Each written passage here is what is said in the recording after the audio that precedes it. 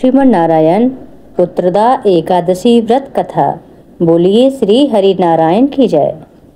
ओम कृष्णाय वासुदेवाय हरे परमात्मने प्रणत क्लेश नाशाय गोविंदाय नमो नमः। महाराज युधिष्ठिर ने कहा, हे भगवान, आपने सफला एकादशी का महात्म बताकर बड़ी कृपा की। अब आप कृपा करके यह बताइए कि पौष शुक्ल एकादशी का क्या नाम है, उसकी विधि क्या है और उसमें कौन से देवता का पूजन किया जाता है।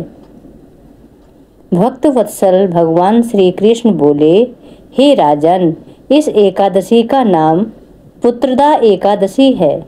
इसमें भी नारायण भगवान की पूजा की जाती है।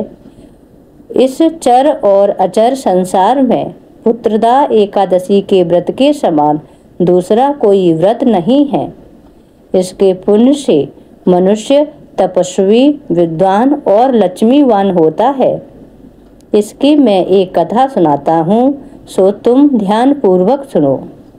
भद्रावती नामक नगरी में सुकेतुमान नाम का एक राजा राज्य करता था। उसके कोई पुत्र नहीं था। उसकी स्त्री का नाम शैव्या था। वह निपुत्री होने के कारण सदैव चिंतित रहा करती थी।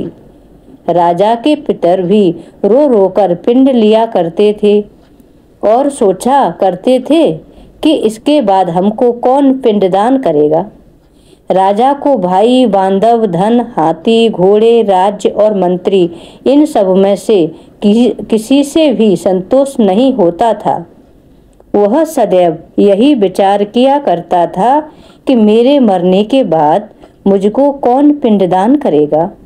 बिना पुत्र के पितरों और देवताओं का ऋण मैं कैसे चुका सकूंगा। जिस घर में पुत्र ना हो उस घर में सदैव अंधेरा ही रहता है। इसलिए पुत्र उत्पत्ति के लिए प्रयत्न करना चाहिए। जिस मनुष्य ने पुत्र का मुख देखा है वह धन्य है।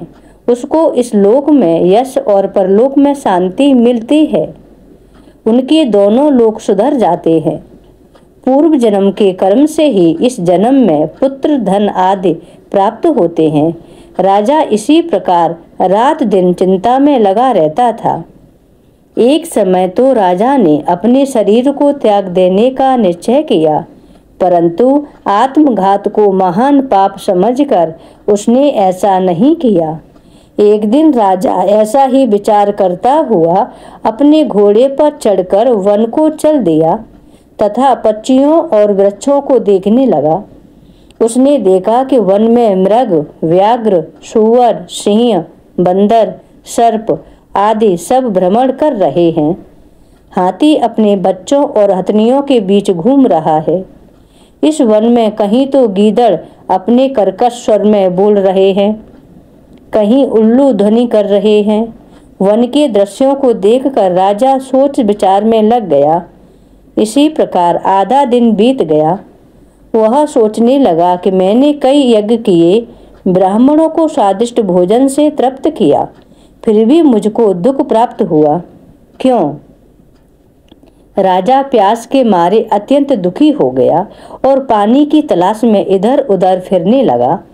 थोड़ी दूरी पर राजा ने एक सरोवर देखा। उस सरोवर में कमल खिले थे तथा सारस, हंस, मगरमच्छ आदि विहार कर रहे थे। उस सरोवर के चारों तरफ मुनियों के आश्रम बने हुए थे। उसी समय राजा के दाहिने अंग फड़कने लगे। राजा शुभ शकुन समझकर घोड़े से उतरकर मुनियों को दंडवत प्रणाम करके बैठ गया। राजा को देखकर मुनियों ने कहा, हे राजन, हम तुमसे अत्यंत प्रसन्न हैं। तुम्हारी क्या इच्छा है, सो कहो। राजा ने पूछा, महाराज, आप कौन हैं और किस लिए यहाँ आए हैं? कृपा करके बताइए।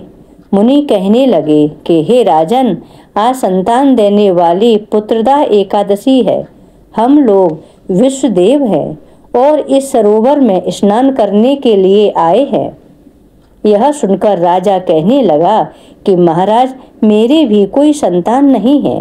यदि आप मुझ पर प्रसन्न हैं तो एक पुत्र का वरदान दीजिए।